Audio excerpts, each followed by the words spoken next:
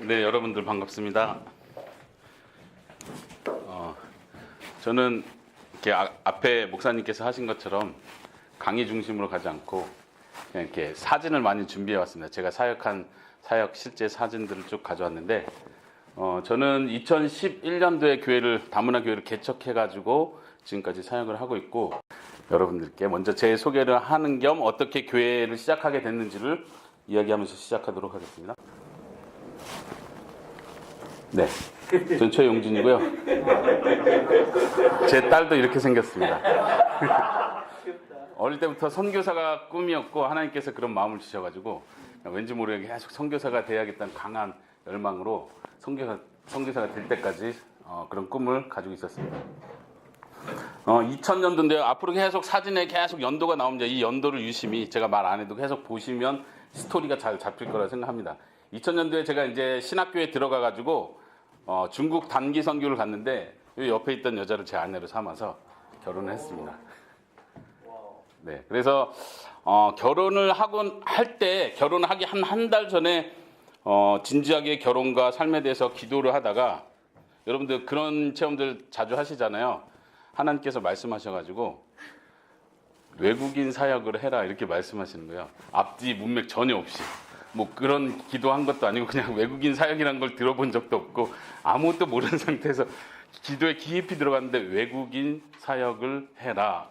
그래서 제가 충격을 받고 그때부터 계속 고민하기 시작했어요. 물론 이제 계속 기도하면서 어떻게 사역을 해야 되는지를 하나님께 여쭙고 계속 고민을 했는데, 어쨌든 결혼하고 나가지고 제가 26살이었습니다. 결혼한 그 해에 지금 뒤에 보시면 산속 깊이 조립식 건물 전세 1,500에 신혼집을 구해가지고 창고를 개조해서 만든 집인데 거실이 아주 넓습니다.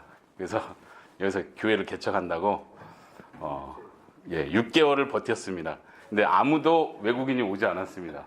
저는 하나님께서 응답을 주셨기 때문에 당연히 보내주실 거라 생각했고, 정말 저는 선교사로 해외로 나가고 싶어 했지 국내에서 외국인 사역할 생각이 없었고 하기 싫었기 때문에 좀 반항하는 마음으로 하나님이 하라고 했으면 보내주시겠지 하고 6개월을 버텼는데 아무도 오지 않았어요. 왠지 아십니까?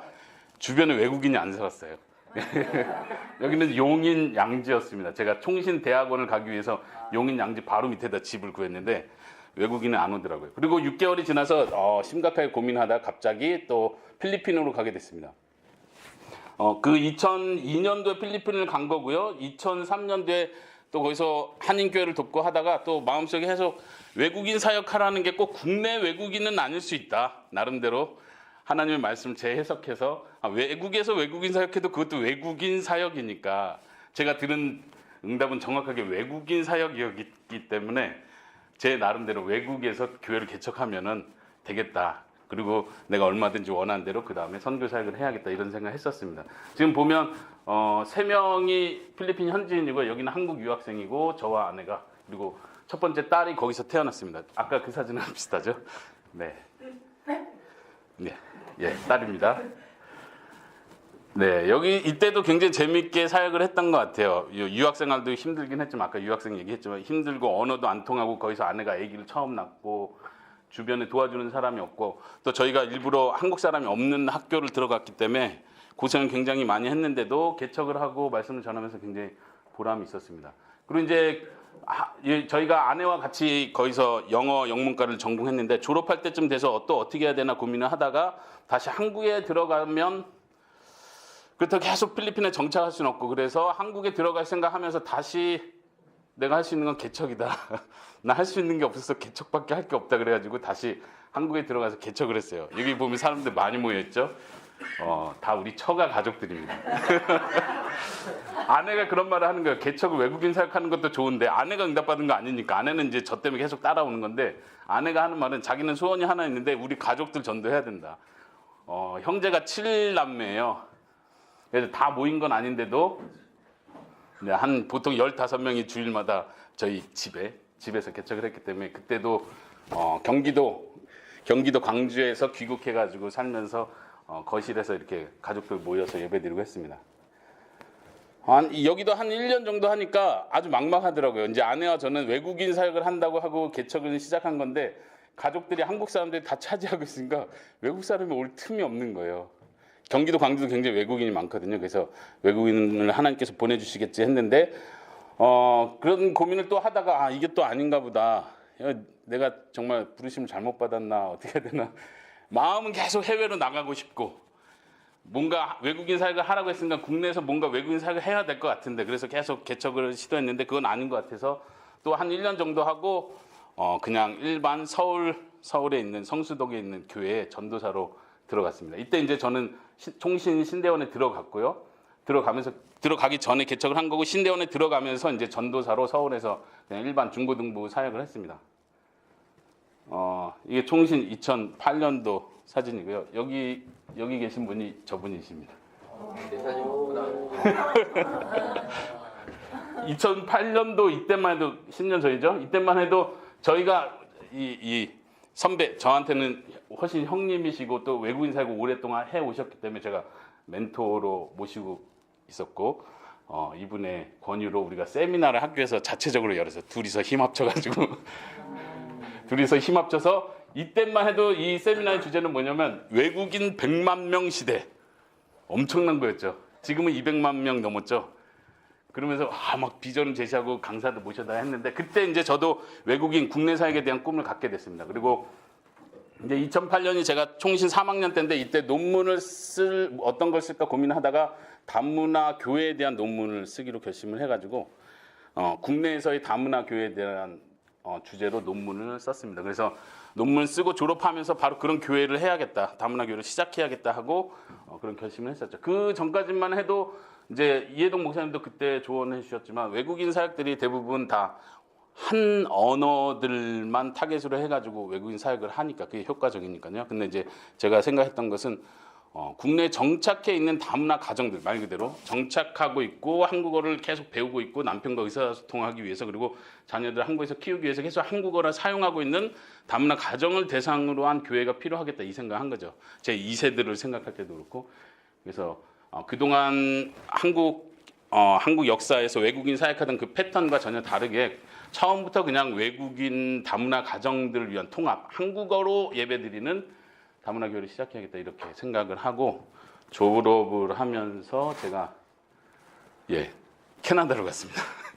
하여튼 여차여차해서 졸업하면서 캐나다로 갔는데 제가 제가 속한 성남노회에서 국내 이주민 선교사로 파송이 됐어요. 감사하게. 그래서 후원을 받으면서 캐나다에서 1년을 다른 여러 나라의 사람들과 같이 공동체 생활을 하면서 훈련을 받았어요. 그래서 다문화 교회가 어때야겠다. 캐나다에서도 계속 매주마다 다문화 교회들을 리서치하고 또 실습 기간으로 미국에 건너가서 3개월을 거기서 실습으로 다문화 교회들 계속 방문하고 리서치했습니다. 이 첫째 딸이 이만큼 컸고요.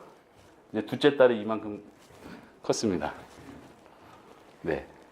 그리고 1년을 지내고 나서 캐나다에서 리서치를 했어요. 제가 국내로 들어가면 다문화 교회를 어디서 시작해야 될까 고민을 하다가 인터넷이 굉장히 느린데도 불구하고 제가 막 밤을 새가면서 한국 지도를 보고 어디에 외국인이 많을까 통계도 계속 살펴보고 하다가 제가 발견한 것이 제가 전남 광주에서 왔다고 했죠. 그때 통계 하나가 딱 눈에 띄었는데 뭐냐면은 전국에 외국인이 많은 도시들 가운데 기독교 사역자가 제일 적은 도시 이 어설픈 통계가 하나 있었는데 거기 광주가 찍혀 있더라고요. 제일 사역자가 없는 곳. 그래서 딴 거 다 필요 없고 그냥 광주로 가자. 그래서 제가 광주로 가게 되었습니다. 이거 이제 귀국해서 2011년 10월에 그 전부터 이제 준비는 했지만 처음에는 이제 가정에서 몇 번 주일 예배를 저희 가족들과 같이 드리고 이제 파송해주고 후원해주는 교회가 있어서 임대를 할 수 있게 해줬습니다. 지금 보시는 게 이제 처음 들어가기 전 그 모습인데 한 30평 정도 되는데 월세가 40만 원 이런 곳에. 그래서 이제 제가 여러분들께 바라는 건 제가 일부러 개척 스토리를 쭉 얘기하는 거는 저를 자랑하기 위해서는 아니고 아까 이해동 목사님도 얘기하신 것처럼 여러분들이 좀 도전을 받고 그냥 개척하면 되겠다. 자, 26살 때 개척했잖아요. 사람 없어도 괜찮아요, 그냥.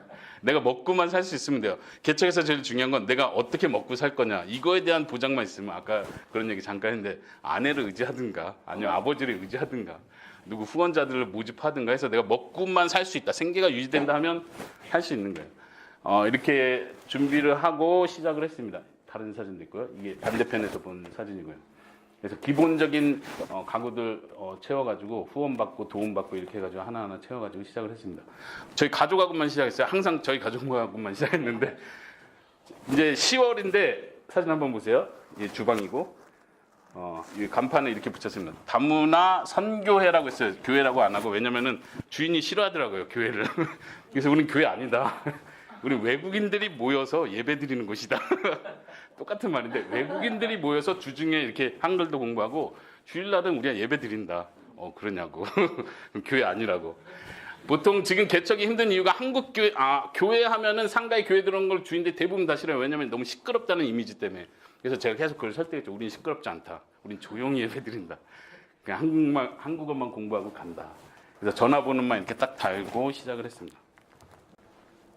이게 이제 12월인데 최초로 왔던 성도가 우리 첫째 딸의 친구, 학교 친구가 이렇게 따라왔어요. 그래서 크리스마스 장식을 하고 그다음에 크리스마스 파티 전에 이제 우리가 그래도 외국인들 계속 그 동네 외국인이 많은 동네라서 계속 만나고 초대하고 한 사람이 있어서 크리스마스에 여러 사람들을 초대했습니다. 그래서 굉장히 기대를 갖고 추리도 하고 크리스마스 그 당일날 잔치를 했습니다. 근데 아무도 안 왔어요. 예, 지금 아내가 뭘 안고 있죠? 이게 셋째입니다. 셋째. 개척하면서 아기를 바로 낳아버렸어요. 그래서 첫 번째 성도긴 해요. 여기가 첫 번째 세례 성도인데 하여튼 아무도 안 와가지고 음식은 엄청 많이 나는데 한 10인분 정도 준비했던 것 같은데 우리가 그냥 다 먹고 굉장히 위기의식을 느끼게 됐습니다. 그때 이게 아닌데 이렇게 가다가 우리가 정말 심각해지겠다. 그래서 하나님께서 지혜를 주셔가지고 저희 이해동 목사님도 제 동기지만 또 다른 동기 목사님 한 분이 계신데 그분은 제가 대구에 사시는 분인데 대구에서 전도사 생활하고 계셨던 저보다 나이 많으신 분이신데 그분을 대구를 찾아갔어요. 우리가 교회를 개척했는데 이거 지금 망하게 생겼다. 우리를 와서 도와줘야 된다. 그래서 전도사 사역 잘하고 계신데 그래서 기도해 보시라고 정말 심각하게 그분에게 나를 도와주십시오. 광주로 이사 오십시오 이렇게 부탁을 했어요. 근데 이분 진짜로 다음 해 12년 1월에 진짜로 오셨어요. 가족들 다 데리고 가족이 둘이셨는데 이분이 완전 지원군이셨죠. 그래서 주일학교가 바로 시작됐습니다. 그 목사님 가정분이라고 이렇게 성장을 하더라고요. 네. 그러니까 죽지는 않더라고요. 개척해도 죽진 않는다.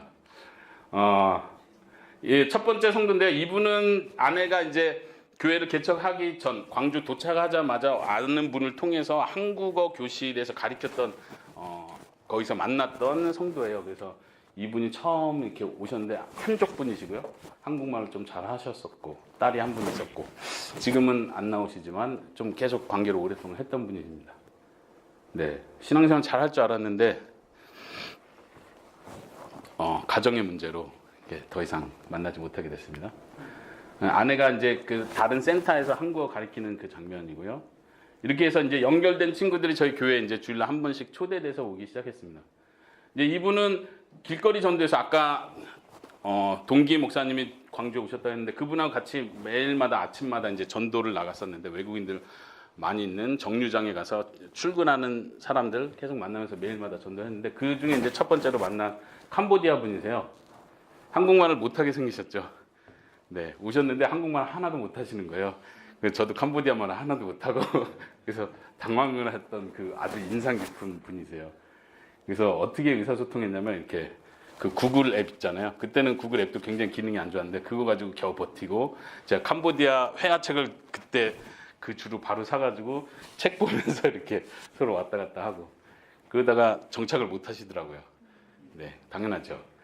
네. 근데 다행히 이분하고 같이 기숙사에 살던 조선족 분이 계셨어요. 이분이 정착을 하셨어요.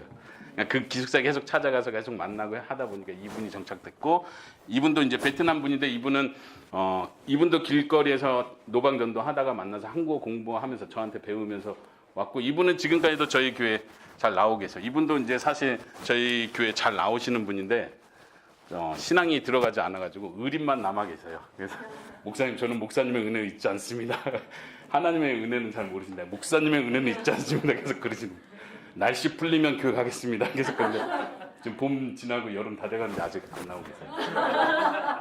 네, 굉장히 마음 아픈 아주 이분은 어떻게 길거리에서 만났냐면 길거리에서 노방전을 이렇게 전도 쪽지 나눠주다 조성족 분이니까 한국말 잘 하시는데 처음 만나자마자 막 교회 욕을 하시는 거예요. 난 교회 안 간다고 막 화를 내시길래 왜 그러시냐고 왜 그러시냐 말씀해 보시라고 그러더니 뭐 회사 안 가시고 계속 얘기하시더라고요. 그때 하셨던 얘기가 뭐냐면은 자기가 중국에 있을 때 한국에 가면 무조건 교회에 가서 도움을 요청해라 그런 말을 들었었대요. 그래서 비 오는 날 큰 가방 2개를 들고 큰 교회를 찾아갔는데 문전박대를 당한 거죠. 그래서 이분 포기하지 않고 다른 큰 교회를 또 찾아갔는데 또 문전박대를 3번째까지 갔는데 문전박대를 당해서 완전 화가 나버린 거예요. 내가 중국에 있을 때는 엄마 때문에 교회도 가고 그랬는데 한국에 와서는 다시는 교회 안 다니는 막 이러시더라고요. 그래서 우리 교회는 외국인을 위한 교회라고 그래서 우리가 나온 거라고 했더니 그때부터 바로 나오셨어요. 하여튼 그런 사연이 있으시고 우리가 그렇게 노방전도를 통해서 사람들 계속 만나는 거예요. 한국어를 가르쳐주겠다고 제가 뭐 한국어를 잘 가르쳐서가 아니라 계속 친구가 되어주고 그들의 이야기를 들어주고 필요할 때 도와주면서 계속 만나기 시작했습니다. 이제 깐난애기 데리고 노방전도 같이 하는 아침 시간에 출근하는 시간에 찍었던 사진이고요. 여기는 이제 12월 달이긴 했는데요. 이분이 스리랑카 분이신데 스리랑카에서 굉장히 고위직에 계신 분이에요. 공무원 시험을 만드시는 분. 근데 요새 노동하시다 뭐 사고도 나고 막 힘드셨는데 또 의리가 있으신 분이에요. 신앙은 없는데 같이 나서 노방전도 해주시겠다고 감사하게. 네.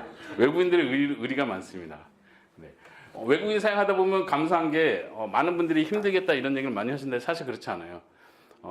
지금 저희 교회에 있는 성도들도 그렇지만 굉장히 정을 많이 느껴요. 정말 사랑스럽고 한국 사람 사역했으면 내가 한인 목회했으면 못 느낄 만한 그런 짜릿짜릿하고 따뜻한 그런 걸 굉장히 많이 느끼죠. 뭐 의리 때문에도 그렇지만 또 이들이 신앙이 들어갈 때 너무나 순수하고 하나님께 헌신하는 모습들을 저희가 볼 수 있죠. 네, 이건 이제 최근 연도 사진을 올리긴 했는데 이분은 지금 저희 교회 집사님으로 임명이 되셔서 재정 관련해서 사역을 같이 하고 계신 분인데 저희가 아침에 이 추울 때 겨울에 이제 이렇게 차나 이렇게 해놓고 이렇게 지나가는 외국인들 커피를 주고 하는데 이분 말고 다른 분 우리 교회 성도님이신데 다른 여자분이 오셔가지고 깜짝 놀라시는 거예요. 아니 목사님 사모님 왜 여기 나와 계시냐고. 우리 전도하려고 이거 나눠주려고 나왔다. 아니 그러시면 어떻게 하냐고. 굉장히 막 당황해 하시는 거예요. 그래서 괜찮다고 우리 이거 괜찮다고. 아니 그러면서 하시는 말씀 아니 목사님 이런 거 해가지고 돈을 얼마나 버시냐고.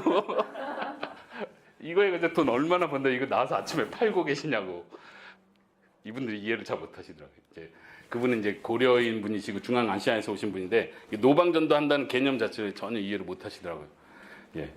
하여튼 그러면서 아침에 주로 저희는 계속 아침에 외국인들 그냥 고정적인 장소에서 고정적인 시간에 계속 사람들 만나는 거예요. 1년, 2년, 3년 하다 보면요. 길거리 전도가 관계 전도가 돼요. 무슨 말인지 이해되시죠?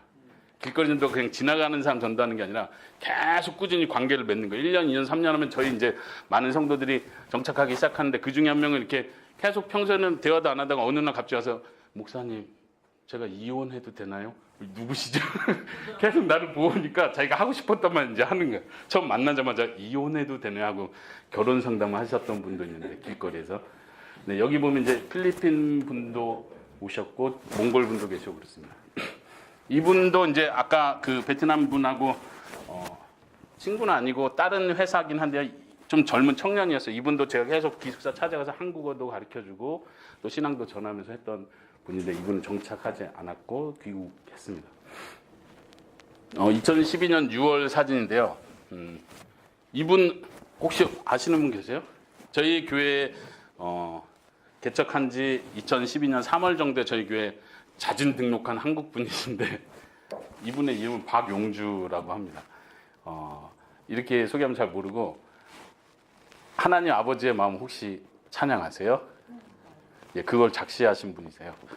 그래가지고 저에게 오시더니 이 가플리진 게 너무 좋은 교회라고 반하셔가지고 저에게 정착을 하셨어요. 그래서 이제 혹시 예예예. 그래가지고 이분이 저하고 이제 같이 많은 이야기를 하다가 나중에 저희 교회에서 한 2년 정도 같이 하고, 이분 사실은 이제 유학도 준비하고 선교 단체 준비하고 계셨었는데 저희 교회 개척하는 것을 보시고 굉장히 교회 개척 너무 신난다, 너무 재밌게 하신다, 이거 도전을 받으시고 개척을 하셨어요. 나주 혁신 도시에 가서 나주 혁신 장로교회를 개척하셔서 지금은 한 100명 이상의 성도들이 모이는 큰 교회, 잘 정착한 교회가 됐고, 네. 계속 12년 6월이 아직, 그러니까 개척한 지 1년이 안 된 때인데 계속 어쨌든 하나님께서 계속 사람들을 붙여주셨습니다. 여기 분은 일본 분이시고 뒤에 분은 몽골 분이시고요. 이 자녀들을 위해서 한 번은 이제 바베큐 파티도 하면서, 아까 그 사진이 옥상에서 이렇게 바베큐를 굽고 사람들을 초대한 거예요. 그래서 아이들을 위해서 영화 한 편 보여주고 이렇게 초대했던 이루고요. 이건 이제 야외 활동을 많이 했는데, 지금 여기 있는 분들이 다 그냥 노방전도에서 만나게 된 친구들이에요. 그래서 한 번씩 어디 갈 때 같이 크지 않게 소풍 같이 가고. 이제 이분은 우즈베키스탄에서 오신 분인데 청년인데요. 교회를 찾다가 우리 교회를 만난 거예요. 우즈베키스탄에서 신앙생활 잘 하시고 심지어 우즈벡에서 신학 공부를 하신 분인데 돈 벌려고 오셨어요. 그래가지고 여러 교회들 다녀봤는데 이분 표현으로 말씀이 안 좋다, 복음이 없다, 막 이런 얘기 하시는데 가플리즘 교회는 말씀이 너무 좋고 사모님 목사님 너무 좋다고 해가지고 정처 확 하셔가지고 지금 저희 교회 러시아 회중 전도사로 사역을 하고 있습니다. 예. 그렇게 하나님께서 연결시켜 주시더라고요. 그래서 보면요, 이제 10월이니까 1년 됐을 때죠. 1년 됐을 때 그래도 이제 한국 분들이 좀 있어서 그런데요, 외국 분들이 여러 나라 사람들이 모였는데 아까 말씀드린 박용주 목사님 부부고 동기 목사님 부부입니다. 그래서 6명의 사역자 이렇게 열심히 뛰니까 뭐 겁날 게 없더라고요. 그러니까 외국인들이 오면 일단 의사소통도 안 되지, 성경 찾아줘야 되지, 한 사람 한 사람 상담해줘야지 하려면 혼자서 감당을 못 하거든요. 그래서 하나님께서 동역자들을 붙여주셔서 할 수 있었던 것 같고, 만약 여러분들이 개척을 하신다 해도 하나님께서 반드시 사람들을 붙여주실 거라고 믿습니다. 네, 도전하십시오. 그때 1년 됐을 때 그 당시에 이제 그래도 좀 주중에 계속 나왔던, 주일날 예배를 드렸던, 같이 예배 드렸던 사람들의 출신 국가들을 적어봤었고요. 그리고 그때 당시에 이제 그래도 노방전도하면서 만났던 나라의 사람들을 이렇게 적어봤었습니다. 이게 1년 됐을 때예요. 그 동네 자체가 그만큼 외국인들이 많이 있다는 얘기고, 지금은 이제 이 나라 사람들이 다 나오진 않습니다. 저희 현재는 한 8개 나라에서 온 8개, 9개 나라에서 온 분들이 모이긴 하는데요. 대부분 중앙아시아에서 오신 분들, 고려인 분들, 러시아어 사용하시는 분들이 저희 교회에 지금 많이 정착되어 있는 상태입니다. 아까 말씀드린 것처럼 그 러시아어 사용하는 그 전도사님이 굉장히 역할이 커진 거죠. 1주년 때 기도 제목입니다. 3가지로 그때 했었는데, 다문화 가정에 남편들이 정착하는 게 제일 중요해요. 왜냐하면 한국 남자들이 정착해서 한국 남자들이 이 교회 기둥이 되는 게 중요한데, 사실 이 부분이 가장 어려웠었고 지금까지도 계속 기도 제목입니다. 그래서 부부 상담도 많이 해줘야 되고요. 그다음에 2번째는 동역할 한국인 가정을 위해서 기도했는데, 그때 하나님께서 1주년 될 때 불신자 한국 형제를 저희 교회 보내주셔가지고 이 형제가 너무 고민을 많이 하는, 인생 고민을 많이 하고 삶의 의미를 못 찾아서 막 자살까지 생각하고 힘들어하던 청년이 어떻게 연결돼서 저희 교회 오면서 성경 공부부터 시작했어요. 그래서 저하고 같이 한 1년 가까이 성경 공부를 하다 세례를 받았습니다. 그래서 신앙이 아주 깊이 들어가고 저희 교회에서 결혼을 하고 지금 셋째를 임신한 상태로 재정 집사를 또 맡고 계시고, 다문화 교회이긴 하지만 한국 분이 그렇게 중요한 역할을 해주는 그런 기도 응답이 있었습니다. 3번째는 인종의 벽이 무너지고 복음 안에서 하나가 되도록, 이런 부분도 다문화 교회를 하면서 끊임없이 기도해야 될 제목일 수밖에 없습니다. 일단 1세대 분들은 한국어가 능통하지 못하기 때문에 서로 한국어로 의사소통하는 게 쉽지 않습니다. 그나마 이제 2세대나 저희가 이제 지금 주일학교가 한 20명 정도 주일마다 예배를 드리는데 다 다문화 가정 아이들이고요. 외국인들 자녀들이고 저희 자녀들만 빼고요. 근데 다 다문화 가정 아이들이고 중앙아시아 러시아어 사용하는 아이들인데, 이제 아이들 세대 때는 이게 얼마든지 의사소통이 되겠죠. 1세대 때는 바라기는 쉽지 않은 것 같습니다. 그럼에도 불구하고 저희가 사역하면서 느끼는 건, 정말 말이 안 통하는데 말이 안 통한 다른 나라 사람들끼리 대화하고 있는 거 보면 웃기기도 하지만 너무 감동적이에요. 서로 누가 병원에 갔다 뭐 문제 있다 그러면 서로 가가지고 어설픈 한국어를 이렇게 위로해 준다든가 격려해 준다든가 그냥 안아주기만 하는 걸 봐도, 야, 이게 복음만이 할 수 있는 일이다 하는 생각이 들죠. 네, 계속 보겠습니다. 10월 달이니까요. 1주년 됐을 때 사진입니다. 11월 달에 이런 뭐 만들기 행사도 하고 했었고요. 12월 이제 성탄절이 됐을 텐데 저희 아이들하고 그 목사님들 아이들이 또 중국 한족 자녀가 나와서 같이 발표도 하고 하는 거고요. 좀 게임도 하고 이렇게 매년 크리스마스 때마다 일부러 외국인들을 초대해서 이렇게 파티, 크리스마스 파티 이런 이름으로 이렇게 크리스마스를 잘 활용하고 있습니다. 그래서 지난 1년 전 사진하고 일부러 비교해 보는.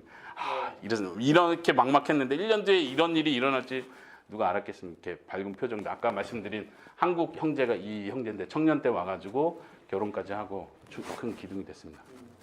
여기는 이제 12월 달인데 스리랑카 친구를 하나님께서 또 전도하다가 노방전도 하다가 한 스리랑카 친구를 만났는데 여기는 없어요. 한 친구를 만났는데 근데 그 친구를 통해서 그 친구는 한국말 되게 잘했었고 한국말 못하는 자기 친구들을 우리 교회로 다 보내준 거예요. 이게 12월인데 계속 공부를 하다 보니까 숫자가 더 많아졌죠. 네, 그래서 여러 스리랑카 친구들이 저희 교회에서 1년 넘게 계속 한국어 공부하고 복음도 다 듣고 신앙생활까지 하면 좋은데 참 그건 쉽지 않았던 것 같아요. 이렇게 특별히 교회에서 행사했을 때 같이 가기도 하고 하는데 신앙이 들어가고 예배에 정착하지는 못했던 것 같고요. 대부분은 이제 귀국해서 고향으로 돌아가신 분들이 있고 이거는 이제 본인들이 주중에 공부하면서 음식을 만들어서 같이 먹었던. 여기는 캄보디아 친구들인데 캄보디아도 비슷한 패턴으로 저희는 이제 공개적으로 한국어 강좌를 합니다 이렇게 해서 광고하진 않는데 그렇게 아까 전도하는 한 사람 통해서 한국어 가르쳐 줄까 해서 시간을 우리가 맞춰줘서 계속 공부를 같이 하는 거예요. 그럼 이 친구가 자기 친구 데려와도 되냐 그러면 오케이. 그래서 이렇게 숫자들이 계속 늘어나기 시작한 거예요. 여기도 뭐 저희가 다 아는 거 아닌데 여기서 이제 꾸준히 나오는 친구들이 있고 지금 캄보디아에 가서도 저희와 계속 페이스북에서 연결하는 친구들도 있고 어제도 이 친구가 갑자기 저 혼자 페이스북 보고 있는데 화상 전화를 해가지고 당황했는데 그냥 시간이 맞으면 갑자기 이렇게 연결을 또 하죠. 계속 가까운 친구들입니다. 여기는 이제 경찰 출신이기도 하고요. 여러 종류의 사람들이 있습니다. 이제 다문화 가정은 아니고 외국인 노동자들이죠. 2013년 7월 정도에 이제 좀 그래도 그룹핑이 될 정도로 지금 이 장면은 예배가 끝나고 그룹으로 모여서 같이 기도하기도 하고 대화하는 시간 같기도 합니다. 필요하면 이제 언어권별로도 하는데 지금은 다 언어권이 섞여 있는 상태고요. 네, 여기는 캄보디아 자매인데 이분이 신앙이 아주 깊이 들어가서 저희 교회에서 세례를 받고 자기 언니, 큰언니 다 가족들 데려오는 거예요. 이분은 이제 다문화 가정이고 이 두 분은 다문화 가정은 아닌데 초대를 받아서 이제 한국에 오는 거죠. 다문화 가정 사역의 장점 중에 하나는 다문화 가정 한 명만 잘 신앙이 크고 성장하면 가족들이 다 연결이 돼요. 그래서 이렇게 가족들 이렇게 한 번씩 올 때마다 저희 계속 같이 오게 되고요. 또 이분이 자기 회사에 다니는 다른 캄보디아 분들을 다 또 무슨 행사 있을 때 데려와가지고 이렇게 해서 계속 복음 들을 수 있는 기회들이 됩니다. 이분 같은 경우는 이제 우즈베키스탄에서 저희 교회로 오신 분인데 전혀 신앙에 대해서 들어본 적이 없는 분이신데 노방전도 하다가 아침 그때가 새벽이었는데 1월 달이었습니다. 굉장히 아침 출근 시간이 어두운 때인데 노방전도를 하고 있는데 저쪽에서 차 교통사고 나는 소리가 퍽 크게 소리가 나더라고요. 그래서 제가 감이 딱 왔죠. 아니 뭔 일이 일어났다 사고가 났나 보다 하고 얼른 뛰어갔어요. 아무 생각 없이. 그랬더니 이 분이 교통사고가 크게 나가지고 이렇게 쓰러져 있는 거예요. 그래가지고 병원차가 와가지고 저도 얼떨결에 제가 같이 응급실을 따라갔어요. 그럼 이제 이분 전화를 통해서 남편하고도 연락하고 했는데 저는 잘 기억이 안 나는데 이분이 남편분이세요? 네, 남편분도 저희가 전도하면서 여러 번 얼굴이 익혔던 사람이셨고요. 이분은 제가 처음 봤던 것 같은데 하여튼. 그래서 병원에 있는 동안 신방 가고 하다가 한국말 하나도 못하세요. 그러니까 어떻게 해요? 그냥 이렇게 해주고 남편분은 좀 한국말 해서 남편분 뭐 보험 문제 이런 거 도와주면서 했는데 신기한 건 이분도 신앙생활 전혀 안 하시는 분인데 이분은 우즈베키스탄에서 병 간호해주기 위해서 우즈베키스탄에서 오신 거예요. 이 남편분의 누나분이신데 근데 이분은 신앙이 엄청 좋은 거예요. 그래가지고 이분이 병원에 있는 후 계속 전도를 했어요. 그래서 이분이 퇴원하면서 전체 다리 전체를 다 수술하시고 골반도 뼈가 금이 갔었고 그런데 의사도 거의 살아나기 힘들다. 아니 살아나기 힘들다가 아니라 정상적인 생활이 불가능하다. 그래서 보험을 엄청 많이 받았어요. 그러니까 계속 직장 생활을 못하는 거에 대한 보험을 다 받았는데 기적적으로 정상적으로 예, 일을 아주 잘하시는 상태가 됐죠. 근데 한국어도 하나 못했는데 감사하게 이거 계속 지금 2014년 1월 거의 1년쯤 돼가지고 세례를 받으셨어요. 아까 그 전도사님이시고 이분이 러시아어로 이렇게 다 교리 공부 다 가르쳐 주시고 해가지고 신앙까지 들어갔던 아주 특별한 경우입니다. 또 특별한 경우 여기는 이제 저희 사역들 여러 사진들인데 병원 신방 아기를 낳아가지고 이렇게 병원 신방 온 거고 이제 이분은 유방암 때문에 우즈베키스탄에서 러시아에서 유방암 때문에 오셔서 치료하시다가 이제 우리 교회 안에 아는 분이 친척분이 계셔서 저희 교회 출석하셨고 했던 분이고요. 이제 담나 가정을 신방하기도 하고요.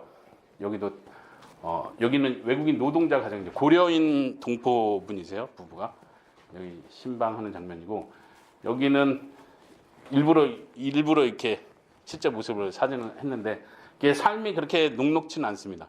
힘드신 분들은 정말 힘들고 이분이 저희 교회 먼저 출석하시고 복음을 듣고 굉장히 뜨거워지신 분이신데 이분이 이분을 전도한 케이스예요. 어떻게 전도했냐면 이분이 길거리에서 막 울고 계시더래요. 그래서 우리 성도님이 가가지고 왜 그러냐고 얘기를 들어봤더니 3일 동안 밥을 못 먹었대요. 너무 배고프다. 그래서 이분이 데려가가지고 밥을 먹여주시고 이렇게. 그러니까 정착하지 못해서 지금 일자리도 못 구하는 이런 상태에서 이렇게 떠 있는 분들이 있는 거죠. 그런 경우 있습니다. 이제 공장에 찾아가서 신방을 하기도 하고요. 여기는 아까 제가 말한 그 스리랑카 친구인데 이 형제가 한국말을 굉장히 잘하고 친구들 다 모았는데 이분은 또 스리랑카 들어갔다가 다시 시험 봐가지고 다시 한국에 왔어요.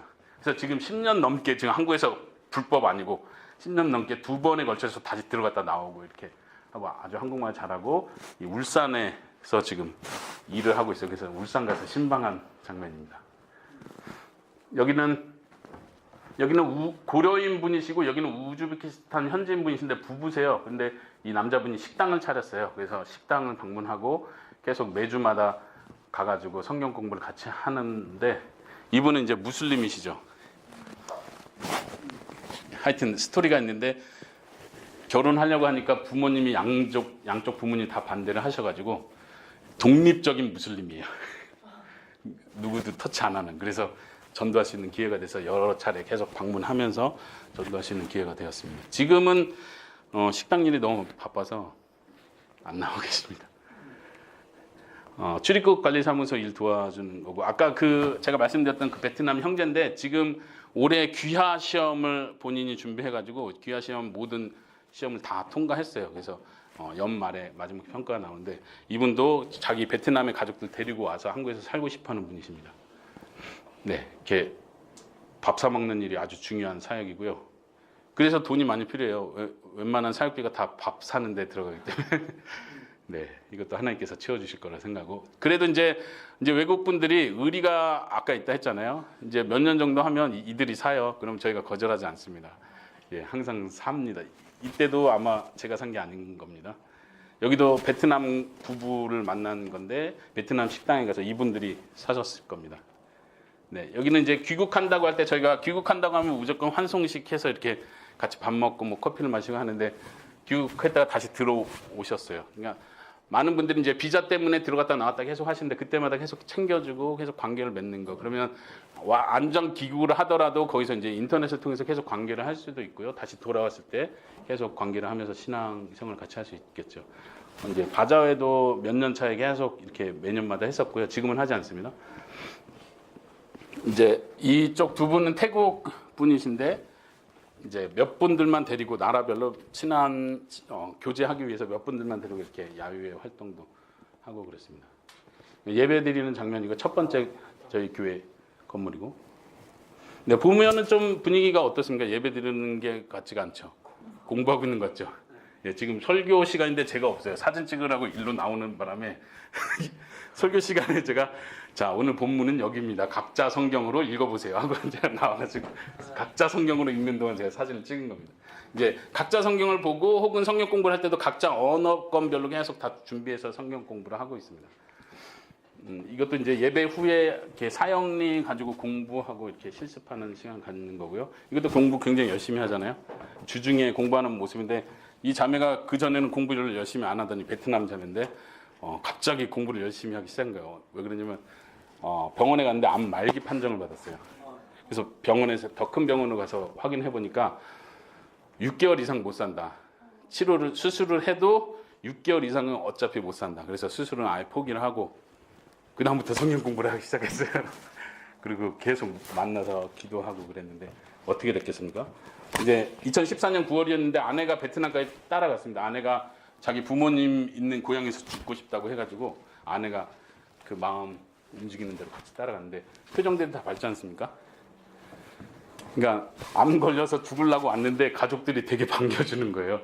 제 아내가 가니까 제 아내한테 너무 고맙다고 그동안 챙겨줘서 너무 고맙다고 이렇게 환대를 하고 그래서 아내가 이제 주일날 가족들 다 모아놓고 복음을 전하고 통역을 하고 했었는데 근데 하나님께서 살려주셨습니다.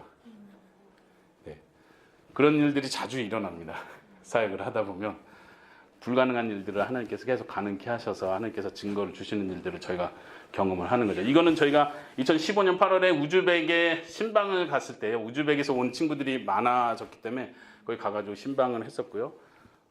여기도 다른 가정을 방문한 거고요. 우즈베키스탄입니다. 여기도 다른 가정입니다. 그러니까 저희 교회 성도들 지역이 또 멀리 떨어져 있어서 차를 많이 타고 가가지고 그래도 한번 방문을 하기 위해서 이렇게 계속 이동합니다. 그러니까 광주에서 서울 올라오는 거는 아무것도 아니죠. 뭐 비행기 타고도 저기 가는데 예. 이건 이제 2015년이니까 4주년 때죠. 4주년 때 사진입니다. 4주년 때 저희가 개척교회 세미나를 했었습니다. 이 아까 말씀드린 박용주 목사님이 이제 개척을 한 지 1년이 됐을 때고 제가 개척을 한 지 4년이 됐을 때 개척교회 세미나를 했습니다. 개척교회 세미나 제목은 쫄지 말고 교회 개척.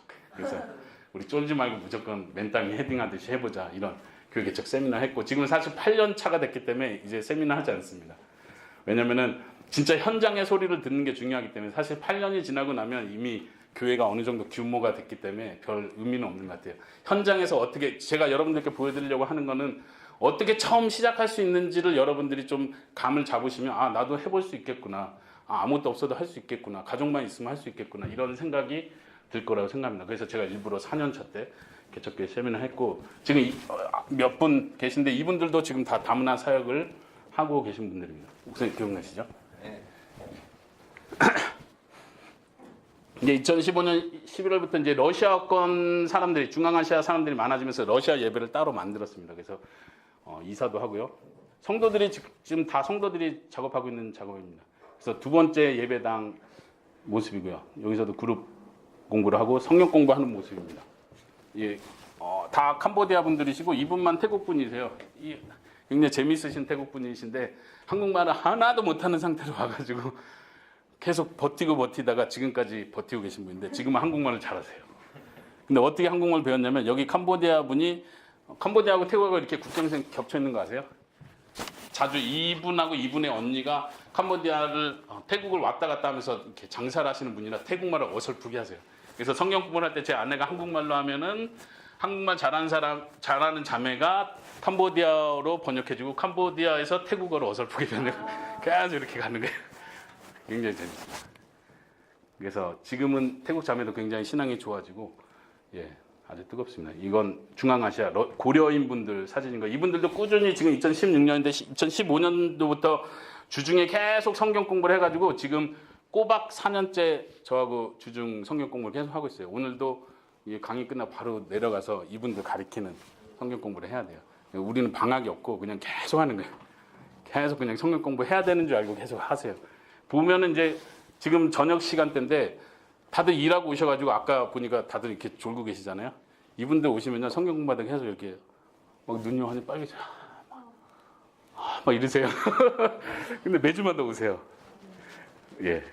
그것이 하나님의 역사고 또 말씀이 사람들을 변화시킨다는 거 이분들을 통해서 계속 경험합니다. 지금 이 숫자인데 이 숫자가 계속 하다 보니까 계속 많아졌습니다. 지금 이 사진은 저희 교회에서 완전 불신자에서 세례 받으신 분들 사진이고요. 2016년에 임원이 아니라 이건 교회 멤버십을 만들었습니다. 그래서 이제 왔다 갔다 하는 외국인들이 워낙 많기 때문에 대부분 외국인 사역하시는 분들이 그냥 왔다 갔다 하는 분들을 데리고 사역을 하는데 우리는 목회 중심으로 말씀 중심으로 하기 때문에 회원제를 해가지고 서약을 쓰고 회원된 사람들만 이렇게 했고 그때 3명의 집사를 재정 담당할 분을 뽑았습니다. 어린이들 사역도 많아져서 그 예배당 바로 밑에 학원이 있었는데 학원을 한 달에 10만 원 해가지고 주일 예배 시간만 딱 빌려서 아이들 할 수 있게 했었습니다. 그 다음에 이제 숫자가 많아지기 때문에 여러분들하고는 거리가 멀어요. 괜히 이런 거 부러워하시면 안 되니까 제가 빨리 넘어가도록 하겠습니다. 네, 수련회 사진이고요. 아까 그 성경 공부 보면 이렇게 커진 거예요. 청년들도 굉장히 많아졌죠. 그래서 지금은 금요일 날은 다른 목사님이 청년들만 따로 성경 공부를 하고 저는 이제 장년들만 성경 공부를 주중에 합니다. 청년들 사진이고요. 그리고 이제 2018년도 작년에 저희가 두 번째 이사를 해서 좀 더 큰 예배당을 했습니다. 여기는 지금 고려인 청년들만 지금 모여 있는 상태입니다. 저희 동네가 지금 월곡동인데 이쪽에 고려인들, 중앙아시아 사람들이 굉장히 많아서 그래서 러시아권 회중 예배를 저희가 따로 하고 있고 청년들이 잘 활동을 하고 있습니다. 아까 고려인 전도사님 부부가 사모님이신데요. 부부가 잘 사역을 하고 있어서 저희가 거의 위임하다시피 맡기고 있습니다. 네, 새로운 예배당 갈 때 또 우리 성도들이 다 작업한 사진이고요. 이제 2008년 1월에 아내가 아까 신앙 좋고 세례받았던 그 캄보디아 자매와 같이 캄보디아 이 자매의 고향 집으로 갔어요. 가가지고 일주일, 한 2주 정도 같이 있으면서 거기서 복음 전하고 한국어 가르치고 하는 일을 이 두 사람이서 단기 선교로 네, 일당 100으로 이렇게 하고 있습니다. 예, 저도 같이 가려고 했는데 너무 힘들어요. 제 아내가 저보다 열정이 더 많기 때문에 이렇게 막 불타는 마음으로 이렇게 하고 왔습니다. 그래서 이 자매도 자기가 다문화 가정이니까 한 번씩 부모님 집에 갈 때 사모님과 항상 같이 가자고 자기 고향에도 복음 전해달라고 이렇게 계속 요청을 하고 있습니다. 이건 합병 선언문이라 써 있는데요. 저희가 2018년 작년 4월에 다른 한국 작은 교회와 합병을 했습니다. 그래서 지금은 목사가 둘이고요. 공동 담임으로 있습니다. 교단은 다르지만 이분도 북한 사역에 계속 하시던 관심 있고 성도들과 같이 북한 사역에 관심 있고 그런 사역에 하시던 분이라 또 뜻이 맞아서 이렇게 할 수 있게 되었습니다. 그래서 합병하던 그 날이고요. 이분과 합병하면서 저희가 이제 이주민 종합지원센터라는 센터를 개소식하게 됐는데 보통 센터 하면은 보통 외국인 사역하는 분들이 이 생각을 많이 하거든요. 센터를 세워서 외국인들 모으면 되겠다. 근데 저희는 전혀 반대로 한 거고 교회를 먼저 시작한 거고 실제로 여기 나와 있는 분들 다 저희 교회 성도들입니다. 그러니까 성도들이 이 센터 사역을 하는 거예요. 그래서 외국인들을 끌어모으기 위한 1차적 수단으로 센터를 하는 게 아니고 도리어 우리 교회 성도들이 성숙한 마음으로 믿지 않는 외국인들을 섬긴다는 마음으로 그런 센터를 할 수 있도록 한 것이죠. 이거는 이제 작년 어린이들 지금 중앙아시아 고려인 아이들이 많이 있고요. 지금 캄보디아, 베트남 이 다문화 가정 아이들도 있습니다. 이것도 수련회 비금도에 갔다 왔던 사진이고요. 2018년 9월 여기도 이제 교회 성도들하고 오후 예배 끝나고 나서 이렇게 같이 노방전도 한 그림입니다. 예배 장면이고요.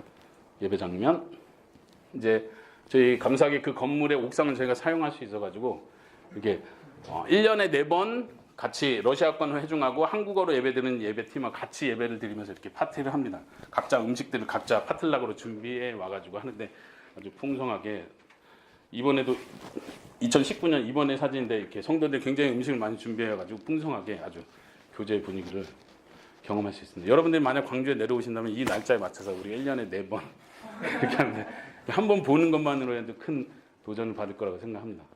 네, 저희 지금 사역자 사진입니다. 아까 6명의 사역자가 했는데 지금 멤버는 다 바뀌었지만 고려인 사역자하고 합병한 목사님, 사모님 그리고 그 교회에 계시던 중국, 태국에서 선교하시던 선교사님이 같이 계시고 이분은 저희 처형이신데요. 합신 나오셔가지고 저희 교회에서 지금 도와주고 계십니다. 네, 여기는 이제 리더들을 뽑은 사진이에요. 그룹으로 다 리더를 나눠가지고 그룹별로 이렇게 주중 모임을 가질 수 있도록 리더를 훈련시키고 있습니다. 리더 훈련시키는 장면이고요. 그리고 그 센터를 통해서 이주민 진료소도 매달 지금 한 달에 한 번 정기적으로 의사 선생님들, 간호사분들 그리고 우리 교회 청년들인데 통역하기 위해서 도와주고 있고요. 네, 그래서 이런 사역 때는 또 우리 같이 합병하신 목사님께서 아주 사역을 잘 해주셔가지고 풍성하게 잘 하고 있습니다. 네, 네. 이건 이제 주중에 어린이들, 고려인 아이들 중심으로요. 이렇게 공부방을 운영하고 또 아이들에게 이렇게 공부를 가르쳐주는 저희 교회 한층 위에 있는 공부방을 계속 활용하고 있는 장면. 이거는 그 아이들 중심으로 주일날 어린이 예배 드리는 분방 공부하는 장면이고요. 네, 이거 다시 성경 공부, 주중 성경 공부하는 팀 사진입니다. 이제 마지막으로 2장 남았는데요. 이거는 저희 광주에 있는 목회자들 모임 사진이에요. 제가 처음 개척을 하면서 하나님께 기도를 했습니다. 하나님, 이 개척이 너무 외롭고 쓸쓸하다는데 동역자 목사님들 좀 보내주세요. 그랬는데 이렇게 많이 보내주셨어요. 여기는 매주마다 목회자 스터디를 하기 위해서 모이는 모임이에요. 저희 교회에서 모이고 있고요. 그래서 같은 책으로 공부하고 이 사진은 지난주인가 지지난주인데 우리 목회자들 모임할 때 우리 교회 성도들이 화요일인데요. 화요일 낮 시간에 시간 되는 성도들이 나와서 이렇게 음식 대접하는 사진입니다. 네, 여기까지. 네, 시간 다 됐네요. 질문은 안 받고 그냥 바로 끝내도록 하겠습니다. 마지막 사이트만 하나 소개해드리고 싶은데요. 제가 교회 개척하면서 같이 만든 카페, 다음 카페인데요. 교회 개척자 모임이라고 해가지고 카페 주소가 있고요. 여기서 다문화 목회 게시판이 있어요. 여기 오면은 이해동 목사님 논문과 제 논문을 비롯해서 많은 다문화 목회에 대한 자료들이 있습니다. 관심 있으신 분들은 여기를 방문해 주시면 감사하겠습니다. 네, 감사합니다.